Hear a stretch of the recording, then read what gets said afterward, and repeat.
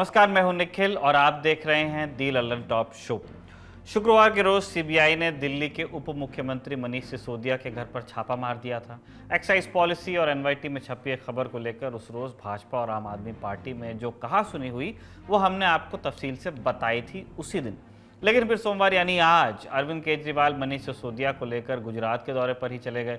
वही गुजरात जहां से भाजपा के दो सबसे शक्तिशाली नेता आते हैं और इसी के साथ एक बार फिर दोनों पार्टियों के बीच बयानबाजी होने लगी, क्योंकि जैसा कि दर्शक जानते ही हैं, गुजरात का चुनाव सिर्फ एक सूबे की विधानसभा का चुनाव नहीं है।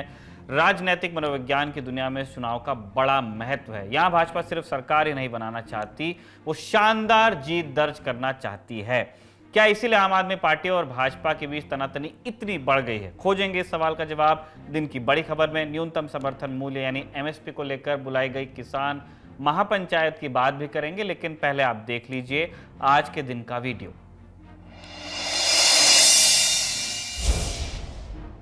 ने बगावत कर दी है। बहुत देर से कर रहा है, बहुत देर से नाटक कर रहा है।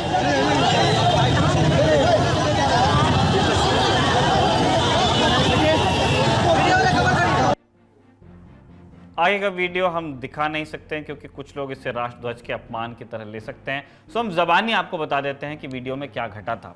तिरंगा लिया लड़का जमीन पर था, पहले उसके बाल पकड़कर खींचा गया, फिर अंधाधुंध लाठियां बरसा दी गई। इस दौरान हाथ में तिरंगा थामे लड़का जमीन पर गिरकर लहूलुहान हो जाता है, लेकिन लाठियां रुकती नहीं हैं, वो बरबस बरसती रहती हैं। लड़के पर लाठियां भांजने वाले शख्स पटना के एडीएम के सिंह हैं। दरअसल आज पटना में डाक बंगला चौराहे पर 7वें चरण की शिक्षक बहाली की मांग कर रहे अभ्यर्थी जुटे थे। इस दौरान अभ्यर्थियों ने शिक्षा मंत्री के खिलाफ नारेबाजी की और हंगामा शुरू किया, जिसके बाद पुलिस ने इन्हें दौड़ा दौड़ा कर पीटा। प्रदर्शनकारियों का कहना था कि वो लोग साल 2019 से ही बहाली का इंतजार कर रहे हैं, लेकिन पिछले 3 सालों से उन्हें सिर्फ आश्वासन मिले।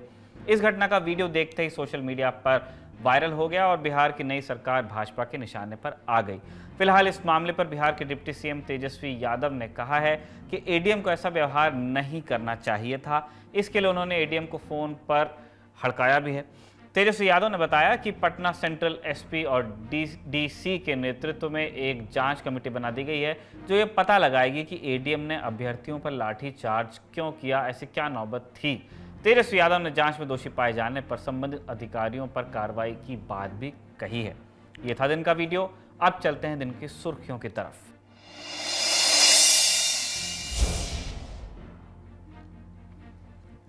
अरसे बाद किसान फिर प्रदर्शन के लिए दिल्ली आए। न्यूनतम समर्थन मूल्य एमएसपी पर कानूनी गारंटी और रोजगार जैसी मांगों को लेकर किसान यूनियनों ने आज दिल्ली के जंतर मंतर पर महापंचायत बुलाई थी। इसे देखते हुए सुबह से ही गाजीपुर, सिंघू और टीकरी बॉर्डर पर भारी पुलिस बंदोबस्त तैनात कर दिया गया था। भारतीय किसान यूनियन के राष्ट्रीय प्रवक्ता राकेश टिकैत ने 21 अगस्त की ही दोपहर एक ट्वीट किया था, जिसमें उन्होंने कुछ तस्वीरें संलग्न की और कहा कि उन्हें गिरफ्तार कर लिया। तकरीबन 3 घंटे बाद टिकैत थाने से बाहर निकले नजर आए। पुलिस ने इस पर इतना ही कहा कि टिकैत से जंतर मंतर न जाने का आग्रह किया गया था। उन्होंने ये आग्रह मान लिया और फोर्स उन्हें अपने साथ ले गई, एस्कॉर्ट किया। पुलिस बंदोबस्त और जांच के चलते दिल्ली के सीमावर्ती इलाकों में भारी ट्रैफिक जाम लगा। किसान आंदोलनकारियों ने आरोप लगाया कि पुलिस ने उन्हें जंतर मंतर जाने नहीं दिया। जवाब में दिल्ली पुलिस ने कहा कि सतर्कता बरती गई है और जांच के बाद किसी को आगे जाने से रोका नहीं गया। वैसे कुछ तस्वीरों में देखा गया कि गाजीपुर बॉर्डर से पुलिस ने प्रदर्शनकारियों को हिरासत में भी लिया। संयुक्त किसान मोर्चा से संबंध रखने वाले किसान नेता बलदेव सिंह सिरसा ने कहा कि अगर किसानों की मांगे न मानी गई तो प्रदर्शन और तेज किया जाएगा। वैसे किसान आंदोलन की अगुवाई करने वाला संयुक्त किसान मोर्चा आधिकारिक रूप से प्रदर्शन से अलग था। आज वाले प्रदर्शन से आज ही के रोज एमएसपी पर बने कमेटी की पहली बैठक भी हुई। पूर्व कृषि सचिव संजय अग्रवाल की अध्यक्षता वाली कमेटी ने आज जीरो बजट खेती और एमएसपी को पारदर्शी बनाने जैसे विषयों पर चर्चा की। कमेटी में संयुक्त किसान मोर्चा के लिए भी 3 स्थान रखे गए हैं, लेकिन आज हुई बैठक में एसकेएम के प्रतिनिधि पहुंचे नहीं। किसानों की एक मांग रोजगार से जुड़ी थी, तो आपको ये बता दें कि भाजपा ने आज अपने आधिकारिक ट्विटर हैंडल पर रेहड़ी पटरी वालों की मदद के लिए चलाई योजना के आंकड़े दिए। पार्टी ने लिखा कि प्रधानमंत्री स्वनिधि योजना के अंतर्गत अब तक बिना किसी गारंटी के 38 लाख से अधिक रेहड़ी पटरी वालों के लिए 4,361 करोड़ 94 लाख रुपए की कुल धनराशि ऋण के रूप में स्वीकृत की गई है, जिसकी सहायता से लाभार्थी फिर से अपना काम शुरू कर आत्मनिर्भर होकर आगे बढ़ रहे हैं। वैसे जब किसानों का धरना चल रहा था, मेघालय के राज्यपाल सत्यपाल मलिक की एमएसपी पर टिप्पणी की भी खासी चर्चा रही। आज के प्रदर्शन में एक मांग ये भी थी किसानों की कि केंद्रीय गृह राज्य मंत्री अजय मिश्रा टेनी को बर्खास्त किया जाए। बीते साल 3 अक्टूबर को लखीमपुर खीरी में किसान आंदोलन के दौरान प्रदर्शनकारियों को अजय मिश्रा टेनी की थार ने कुचल दिया था। इसमें 4 किसानों और एक पत्रकार की मौत हुई थी। इसके बाद किसानों ने गाड़ी के ड्राइवर सहित 3 लोगों को पीट पीट कर मार डाला था, लिंच कर दिया था। इस मामले में अजय मिश्रा का बेटा आशीष मिश्रा आरोपी है। किसान संगठन तभी से अजय मिश्रा का इस्तीफा मांग रहे हैं। हाल ही में किसानों ने लखीमपुर खीरी में 75 घंटे लंबा धरना भी दिया था। वैसे अजय मिश्रा की बात चली है तो एक अपडेट आपको दे देते हैं। इनके खिलाफ हत्या के एक मामले में आज सुनवाई हुई थी। मामला है 22 साल पुराना। लखीमपुर खीरी के तिकोनिया में पड़ने वाले बनवारीपुर गांव में रहने वाले एक शख्स की हत्या हुई थी। इस मामले में अजय मिश्रा पर भी आरोप है। एशियानेट न्यूज हिंदी की एक खबर में मृतक के भाई के हवाले से लिखा गया कि मामले में फैसला 2018 से ही सुरक्षित है, लेकिन ऐन फैसले के दिन नई तारीख मिल जाती है हर बार। दरअसल आज जब इलाहाबाद उच्च न्यायालय की लखनऊ पीठ ने सुनवाई की शुरुआत की, तब टेनी के वकील ने कहा कि मामले को लखनऊ बेंच से इलाहाबाद ट्रांसफर करने के लिए मुख्य न्यायाधीश के समक्ष आवेदन दिया गया है। इसके बाद सुनवाई कर रही डबल बेंच ने 6 सितंबर की तारीख दे दी। ये थी पहली सुर्खी। अब बढ़ रहे हैं दूसरी सुर्खी की तरफ। दुष्कर्म के मामले में बीजेपी नेता शाहनवाज हुसैन को सुप्रीम कोर्ट से बड़ी राहत मिल गई है। सुप्रीम कोर्ट ने शाहनवाज हुसैन के खिलाफ रेप के आरोप में एफआईआर दर्ज करने पर हाल फिलहाल के लिए रोक लगा दी है। 17 अगस्त को दिल्ली हाईकोर्ट ने रेप और जान से मारने की धमकी के एक मामले में शाहनवाज हुसैन के खिलाफ एफआईआर दर्ज करने का आदेश दिया था। दिल्ली हाईकोर्ट के इसी आदेश पर सुप्रीम कोर्ट ने रोक लगाई है।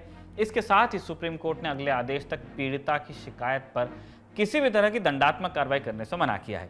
हालांकि कोर्ट की तरफ से पीड़िता को सुरक्षा मुहैया कराने का आदेश भी दिया गया है, क्योंकि पीड़िता ने अपनी जान का खतरा बताया था। आपको बता दें कि रेप का यह मामला साल 2018 का है। उस वक्त महिला ने शाहनवाज हुसैन पर दिल्ली के छतरपुर के एक फार्म हाउस में रेप करने और जान से मारने की धमकी देने का आरोप लगाया था। तब पीड़िता ने निचली अदालत में याचिका दायर कर शाहनवाज के खिलाफ एफआईआर दर्ज करने की अपील की थी।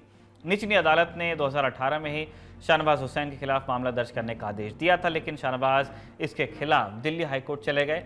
अब जब दिल्ली हाईकोर्ट ने भी शाहनवाज हुसैन पर मामला दर्ज करने का आदेश दिया है, तो उन्होंने सर्वोच्च न्यायालय का दरवाजा खटखटाया है। फिलहाल सुप्रीम कोर्ट की ओर से शाहनवाज पर केस दर्ज कराने पर रोक लगी है। मामले में अगली सुनवाई सितंबर के तीसरे हफ्ते में होने वाली है। अगली सुर्खी की तरफ बढ़ते हैं। 2002 में हुए गुजरात दंगों से जुड़ी है। इन दंगों के मामले में फर्जी सबूत गढ़ने और निर्दोष लोगों को फंसाने के आरोप में 26 जून को सामाजिक कार्यकर्ता तीस्ता सीतलवाड़ की गिरफ्तारी हुई। अब सुप्रीम कोर्ट ने तीस्ता सीतलवाड़ की जमानत याचिका पर गुजरात सरकार को नोटिस जारी कर जवाब मांग लिया है। सुप्रीम कोर्ट इस मामले पर 25 अगस्त को सुनवाई करने वाला है। इस मामले में तीस्ता सीतलवाड़ के साथ ही पूर्व पुलिस महानिदेशक आरबी श्री कुमार भी जून में गिरफ्तार हुए थे। 30 जुलाई को अहमदाबाद के एक सेशंस कोर्ट ने तीस्ता सीतलवाड़ और आरबी श्री कुमार की जमानत याचिका ये कहते हुए खारिज कर दी थी कि उनकी रिहाई से गलत काम करने वालों को संदेश जाएगा कि एक व्यक्ति दंड से मुक्त होकर आरोप लगा सकता है और भाग सकता है। इस मामले के तीसरे आरोपी पूर्व आईपीएस अधिकारी संजीव भट्ट ने जमानत के लिए आवेदन नहीं किया था। भट्ट को जब इस मामले में गिरफ्तार किया गया था तब वो पहले से ही एक दूसरा आपराधिक मामले के चलते जेल में थे। अब इस मामले में एसआईटी ने एक और पूर्व आईपीएस ऑफिसर राहुल शर्मा को तलब किया है। 27 अगस्त को एसआईटी राहुल शर्मा से पूछताछ करने वाली है। दिल्ली से जुड़ी खबरों से आगे बढ़ने से पहले आपको एक अपडेट और देते चलते हैं। आज कांग्रेस के पूर्व अध्यक्ष और वायनाड सांसद राहुल गांधी दिल्ली के कॉन्स्टिट्यूशन क्लब में सिविल सोसाइटी के लोगों से मिले। राहुल 7 सितंबर से भारत जोड़ो यात्रा पर निकलने वाले हैं। उसी संबंध में राहुल ने आज वाली मुलाकात भी की थी। सुर्खियों में अब बात बाढ़ और बारिश से मच रही तबाही की। देश के कई इलाके इस वक्त भीषण बाढ़ की चपेट में है। पर्वतीय इलाकों के साथ साथ मैदानी इलाकों में भी भारी बारिश जनजीवन बेहाल कर रही है। जोरदार बारिश की वजह से मध्य प्रदेश के 39 जिलों में रेड अलर्ट जारी कर दिया गया है। मध्य प्रदेश की राजधानी भोपाल में पानी ने काफ़ी नुकसान पहुंचाया है। काफ़ी देर से बिजली भी नहीं आई है, जिसकी जद में सीएम हाउस के आसपास का इलाका भी आ गया है। सबसे पॉश इलाका है। इत्तेफाक से गृहमंत्री अमित शाह आज भोपाल में ही है। एमपी में पिछले 24 घंटों में 200 मिलीमीटर के करीब बारिश हो चुकी है। यानी कई दिनों में जितनी बारिश होती है अमूमन वो यहाँ एक दिन में हो गई।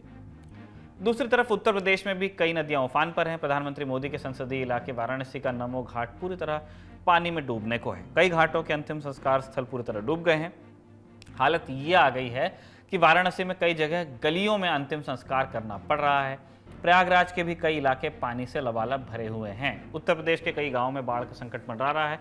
राजस्थान का हाल भी कमोबेश इसी तरह का है। बारिश के चलते कई इलाके पानी में समाये नजर आ रहे हैं। इस सूबे में भी पहाड़ी इलाकों की बात करें तो यहाँ बारिश के साथ हो रहे भूस्खलन बड़ा खतरा बने हुए हैं। उत्तराखंड और हिमाचल प्रदेश के कई इलाके मौसम से बुरी तरह प्रभावित बताए गए हैं।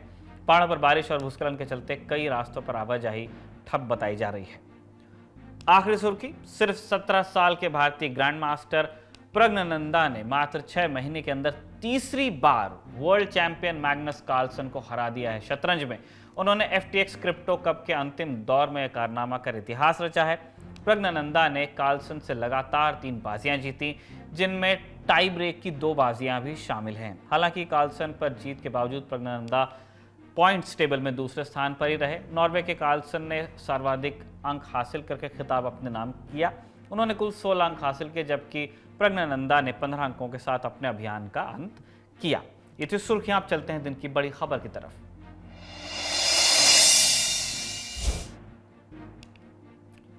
हवा की बात करें तो दिल्ली सबसे प्रदूषित शहरों में से है। जमीन की बात करें तो हर कदम पर राजनीति की चरी बोई हुई है, चारा कड़वा अगर हमारे यहाँ की भाषा में कहें। मौसम की बात करें तो दिल्ली में उमस है और मिजाज की बात करें तो बहुत गर्मी है। भविष्य की बात करें तो कुछ भी कह पाना असंभव है। इतिहास की बात करें तो किताबें सत्ता संघर्ष से पटी हुई हैं। उस इतिहास वाले संघर्ष पे भी लड़ाई चल रही है। और वर्तमान की बात करें तो CBI की चहलकदमी ने 2 पार्टियों को आमने सामने लाकर खड़ा कर दिया है। शराब नीति से शुरू हुए किस्से ने पहले शिक्षा का लबादा ओढ़ा, फिर जाति के रास्ते होते हुए तोड़फोड़ की राजनीति तक पहुंच चुका है। हम जानते हैं, इतनी पहलियों के बावजूद आप समझ गए होंगे कि हम दिल्ली के शिक्षा मंत्री मनीष सिसोदिया पर पड़े छापे और उसके बाद आई प्रतिक्रियाओं की बात कर रहे हैं। दिल्ली की नई शराब नीति में घोटाले के आरोप लगे, शराब नीति वापस ले ली गई, मामला आगे बढ़ा तो आबकारी मंत्री होने के नाते मनीष सिसोदिया जांच के दायरे में आए। CBI के छापेमारी हुई, घर से कुछ सामानों की जब्ती भी हुई। केस तो पहले ही दर्ज हो गया था। मनीष सिसोदिया को उस FIR में आरोपी नंबर 1 बनाया गया है। अब हर खबर की तरह इनकी इस खबर की भी एक उम्र बताई गई थी। मामला लगा शुक्रवार को शुरू हुआ, खत्म हो जाएगा, मगर पूरे वीकेंड के बाद भी सरवाइव कर रहा है, सोमवार तक आ गया। क्योंकि ये सब होने के बाद शुरू होती है राजनीति। भाजपा ने आरोप लगाया कि शराब के ठेके अलॉट करने में भ्रष्टाचार हुआ, पैसे कमाए गए, चुनाव में इस्तेमाल हुए। दावा तो ये तक कर दिया गया कि मनीष सिसोदिया को जल्द ही गिरफ्तार किया जा सकता है। जवाब मनीष सिसोदिया की तरफ से भी आया और एक नहीं, एक के बाद एक कई बार। पहला ट्वीट आया, उन्होंने लिखा कि मेरे पास भाजपा का संदेश आया है, आम आदमी पार्टी आप तोड़कर भाजपा आ जाओ, सारे CBI ED के केस बंद करवा देंगे। मेरा भाजपा को जवाब है, मैं महाराणा प्रताप का वंशज हूं, राजपूत हूं, सर कटा लूंगा, लेकिन भ्रष्टाचारियों के षड्यंत्र के सामने झुकूंगा नहीं। मेरे खिलाफ सारे केस झूठे हैं, जो करना है कर लो। इस ट्वीट के जरिए 2 इशारे हुए। एक तो आरोप है वो ये कि भाजपा आम आदमी पार्टी की सरकार को तोड़कर दिल्ली में अपनी सरकार बनाना चाहती है। दूसरा, खुद को महाराणा प्रताप का वंशज बताकर शिक्षा मंत्री ने खुद को एक जाति में नत्थी कर लिया। संदेश का संदेश, आरोप का आरोप, जाति की जाति। शराब नीति पर सवाल हुआ तो आम आदमी पार्टी ने शिक्षा नीति को जख्मी करता हुआ पोस्टर जारी कर दिया। इसके बाद एक और ट्वीट आया, इन्होंने कहा, मुझे CM कैंडिडेट बनने के ऑफर पर BJP को मेरा संदेश, केजरीवाल जी मेरे राजनीतिक गुरु हैं, उनसे कभी गद्दारी नहीं करूंगा। मैं मुख्यमंत्री बनने नहीं आया, मेरा सपना है देश के हर बच्चे को अच्छी शिक्षा मिले, तभी तो भारत नंबर 1 देश बनेगा। पूरे देश में ये काम केवल केजरीवाल जी कर सकते हैं। अब यहां से दिल्ली की राजनीतिक आरोपों की दिशा बदलती है। अब तक छापे के बाद भाजपा सवाल कर रही थी और आम आदमी पार्टी जवाब दे रही थी। अब गेम उल्टा होता नजर आया। आप सवाल कर रही है, आरोप लगा रही है और भाजपा को जवाब देना पड़ रहा है। सिसोदिया के ही ट्वीट को कोट रिट्वीट करते हुए अरविंद केजरीवाल ने भी लिखा, इसका मतलब CBI ED की रेड का शराब नीति और भ्रष्टाचार से कोई लेना देना नहीं। ये रेड केवल दिल्ली में आम आदमी पार्टी की सरकार गिराने के लिए की गई, क्वेश्चन मार्क, जैसे इन्होंने दूसरे राज्यों में किया है। फिर एक और ट्वीट उन्होंने किया और लिखा कि दिल्ली में ऑपरेशन लोटस फेल। भाजपा की तरफ से काउंटर बयान आने लगे। सांसद गौतम गंभीर ने लिखा, दिल्ली के ही सांसद हैं, खुद को ही मुख्यमंत्री पद का ऑफर देने वाले को मैं कहना चाहता हूं कि अगला चुनाव पटपड़गंज से ही लड़िएगा, भाग मत जाना। #Corrupt must be gelled, Gautam गंभीर का ट्वीट था। दोनों ही तरफ से सोशल मीडिया पर आरोपों का फायर खोल दिया गया है। ट्विटर और टीवी के जरिए हमले हो रहे हैं। इतने में धीरे से आम आदमी पार्टी सूत्रों के हवाले से खबर आती है। ये दावा किया जाता है कि मनीष सिसोदिया के पास भाजपा के किसी नेता का एक फोन आया था सरकार तोड़ने के लिए। दावा यह भी किया जा रहा है कि उस फोन कॉल की रिकॉर्डिंग रखी हुई है। वक्त आने पर जरूरत पड़ने पर इसे जारी किया जाएगा। जवाब मनोज तिवारी ने दिया। ट्वीट करके उन्होंने लिखा कि मनीष सिसोदिया का फोन तो सीबीआई ले गई थी, उन्होंने खुद कहा था, तो किसके फोन पर फोन या मैसेज आया उसका नाम बताइए और उसका फोन भी जांच के लिए जमा करवाइए ताकि दूध का दूध और शराब का शराब हो जाए। मतलब यही है कि ना आम आदमी पार्टी पीछे हटना चाहती है ना भाजपा। सोशल मीडिया और टीवी बहस से अब इसे जमीन पर ले जाने की तैयारी है। बीजेपी ने नई शराब नीति के विरोध में मार्च निकालने की तैयारी की है। 24 सितंबर से मनीष सिसोदिया के पटपड़गंज विधानसभा से इसकी शुरुआत हो जाएगी और 1.5 महीने केजरीवाल की शराब नीति के खिलाफ कैंपेन चलाया जाएगा। वैसे आज भी दिल्ली में भाजपा कार्यकर्ताओं ने प्रदर्शन किया था।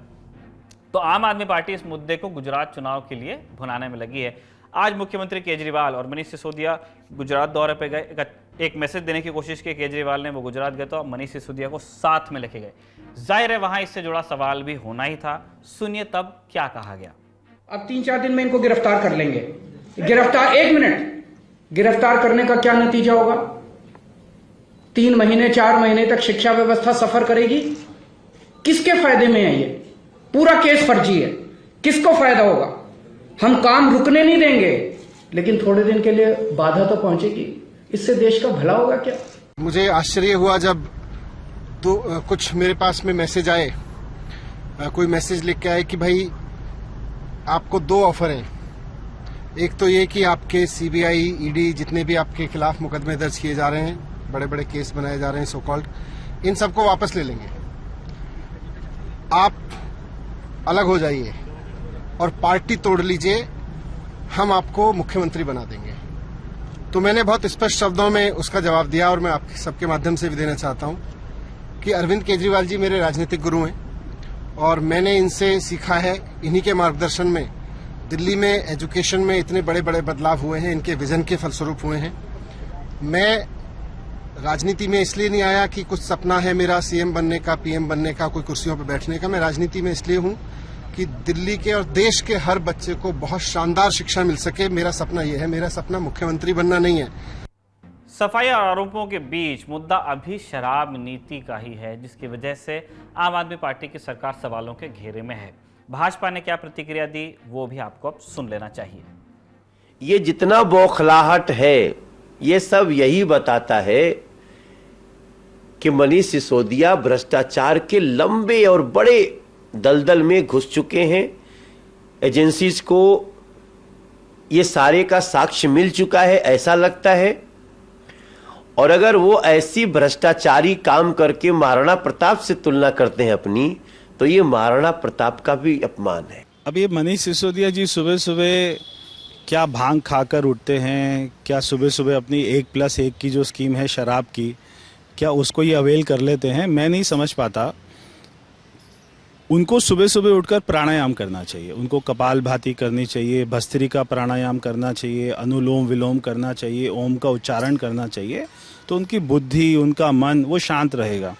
मगर सुबह सुबह बेबुनियाद कुछ भी बोल देना, रात को क्या सपना उन्होंने देखा और सुबह वो क्या बोल रहे हैं। एक दिल्ली का उप मुख्यमंत्री, एक राज्य का उप मुख्यमंत्री ऐसी बेतुकी बात अगर करे तो उसका कोई क्या जवाब दे? तो उनको नाम बताना चाहिए कि उनको जो है किस आदमी ने ऑफर किया है कि वो भारतीय जनता पार्टी में आ जाएं। वो प्रवेश वर्मा जी ने एक बात बिल्कुल सही कही, सुबह सुबह भांग नहीं ही खानी चाहिए, दिन खराब हो सकता है। आगे बढ़ते हैं खबर में। हमने पिछले शो में नई शराब नीति के बारे में बताया है, उसका लिंक आपको डिस्क्रिप्शन में मिल जाएगा। आज खबर यह भी आई कि इसी केस में सीबीआई ने सिसोदिया के खिलाफ लुकआउट सर्कुलर नोटिस जारी किया है। ये नोटिस उस स्थिति में जारी किया जाता है जब किसी आरोपी के देश छोड़कर भागने की आशंका होती है। हमारे सूत्रों ने ऐसा दावा किया कि ऐसा कोई नोटिस जारी फिलहाल नहीं किया गया है, मगर मनीष सिसोदिया के खिलाफ कार्रवाई और भी बड़ी होने की संभावना है। चर्चा है कि ईडी भी अपनी तरफ से मनी लॉन्ड्रिंग के एक्ट में केस दर्ज कर सकती है। पीएमएलए एक्ट में किसी आरोपी को लंबे वक्त तक जेल में रखा जा सकता है। इसलिए आप भी यह आरोप लगा रही है कि मनीष सिसोदिया को फंसाने के लिए ऐसा किया जा सकता है। सीबीआई ने छापेमारी के बाद मनीष सिसोदिया का फोन अपने साथ वो ले गई थी, लैपटॉप भी जब्त कर लिया गया था और उनके ईमेल डेटा को भी सिक्योर किया गया था। अब दावा किया जा रहा है कि कुछ कागजों के आधार पर नया केस बनाया जा सकता है। दावा है कि सीबीआई ने शराब घोटाले से संबंधित एफआईआर और अन्य दस्तावेजों की कॉपी प्रवर्तन निदेशालय को सौंप भी दी है। सवाल यह भी उठा है कि जब केजरीवाल सरकार की प्राइवेट ठेके बनाने की नई शराब नीति इतनी ही सही थी तो उसे वापस क्यों लिया गया? इसका भी जवाब केजरीवाल ने गुजरात दौरे पर ही दिया। उनकी तरफ से कहा गया, हम गुजरात में नशाबंदी की पॉलिसी लागू रखेंगे लेकिन गैर कानूनी शराब का धंधा नहीं करेंगे। दिल्ली में 850 शराब दुकानें खुलनी थी, 500 दुकानें नहीं खुल पाई। केंद्र के दबाव से ऑफिसर्स ने नीलामी के लिए मना कर दिया। हमारे पास ऑप्शन नहीं था, इसलिए हम पुरानी पॉलिसी पर चले गए।